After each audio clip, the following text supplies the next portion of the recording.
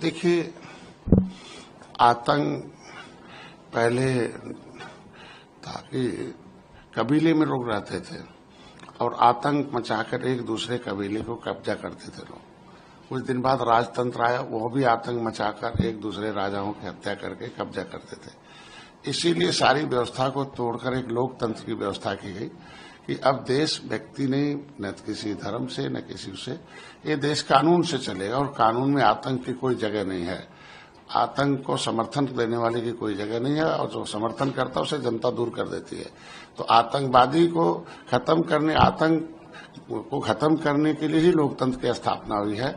और आतंक खत्म होगा तभी शांति आएगी, तभी विकास होगा, तभी लोग सुखी रहेंगे, तभी जो है लोग चैन से रहेंगे, अमन चमन से, एकता तभी कायम होगी। तो इसलिए प्रधानमंत्री को धन्यवाद दूंगा कि कम से कम खत्म तो कर ही दिया था, ये थोड़ा बहुत बचे हुए हैं, अभी खत्म हो जाएंगे और एक इस तरीके की घटना आगे न घटे उसके लिए हमारी देखिए जो बयानबाजी करने वाले विपक्ष के नेता लोग हैं, ये लोग अगर इनके हाथों में सत्ता रही है, अगर इन लोगों ने अगर आतंक को कुचल दिया होता तो शायद ये जड़ें तो उसी समय से हैं।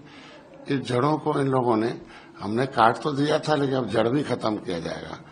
इनके समय अगर इन लोगों ने इसी तरह की व्यवस्था की ही होती तो जनता इन्हें दूर क्यों करती और ऐसे क्यों इस तरीके रहता।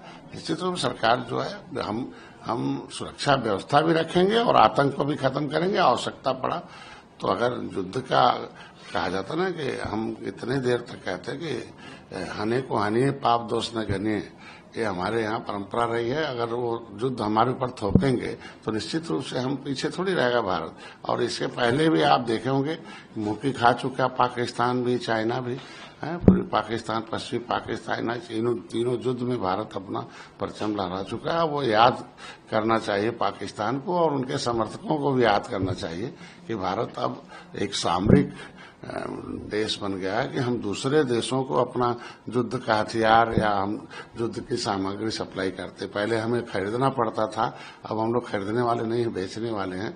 और इस तरीके से लोग चुनौती नहीं करा और यही लोग हैं जो आतंकवादियों का मतलब मनोबल बढ़ाता हो तो उसका दूरगामी परिणाम आने चाहिए। तो समझौता तो शांति के लिए हुआ था कि पाकिस्तान अलग हो गया लेकिन है तो हमारे लोग हैं, चलो उन्हें पानी दे दो, लेकिन उसे कड़े कानून उसमें बन जाने चाहिए कि अगर आप उल्लंघन करते हो, भारत के साथ कोई डिस्टर्ब करते हैं हमेशा, तो ये क्या है पाक अधिकृत का पाकिस्तान ऑक्युपाइड जो कश्मीर है वो आखिर आज सरदर्द क्यों बना के रखा उन लोगों ने।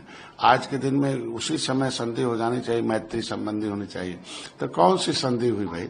एक तो पानी दे रहे हैं हम और ऊपर से हमारे बॉर्डर पर कोई संधि नहीं है। तो बॉर्डर की संधि के नाते ही वो संधि हुई थी, तो हम सब कुछ दे रहे हैं और बदले में हम दर्द ले रहे हैं, तो ये ठीक नहीं। अभी संधि हो, हम भी यही कहते हैं कि वो भूल थी और एक व्यापक स्तर पर विचार विमर्श करके और नियम बना के संधि होनी चाहिए। एक आखिरी सवाल है, हमारे मूल्य हैं लेकिन कुछ लोग नहीं बदलते, चाहे आप कुछ भी कर लो वो दुनिया को परेशान करते रहेंगे। हमारे पड़ोसी कभी अपना अपमान या हम अपने पड़ोसियों का कभी अपमान या नुकसान नहीं करते हैं, लेकिन फिर भी अगर कोई बुराई करने लगे तो दूसरा विकल्प और क्या ही बचेगा। राजा का कर्तव्य है लोगों की रक्षा करना और राजा को अपने कर्तव्य निभाने चाहिए। तो मैं तो उनके बातों का समर्थन करता हूं और निश्चित रूप से हमारा देश सहिष्णुता, समानता, शांति, हमेशा सद्भाव का देश रहा है। लेकिन अगर इसमें कोई खलल डालेगा तो निश्चित रूप से उसके लिए एक मानव में एक स्वभाव है कि ये मानव एक विकसित प्राणी है, जो है जानवरों से विकसित होकर आया है।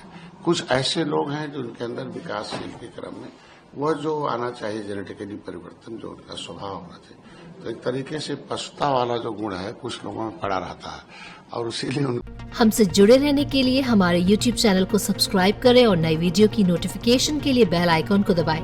अगर आप ये वीडियो Facebook पर देख रहे हैं तो लाइक जरूर करें और ज्यादा से ज्यादा शेयर करें। धन्यवाद।